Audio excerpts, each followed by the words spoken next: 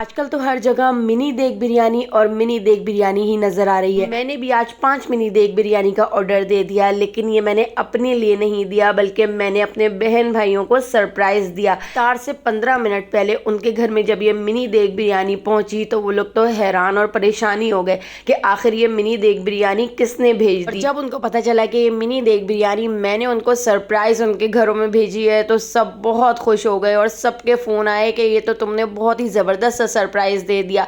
तो अगर आप भी अपने घर में ये मज़ेदार सी मिनी देग बिरयानी ऑर्डर करना चाहते हैं तो मुझे कमेंट बॉक्स में ज़रूर बताइएगा, मैं आपको इनका नंबर भी दूंगी। और बहुत ही मज़ेदार मिनी देग बिरयानी, इतनी ज़्यादा सस्ती जो कि 6 से 7 अफराद बहुत ही मज़े से खा सकते हैं।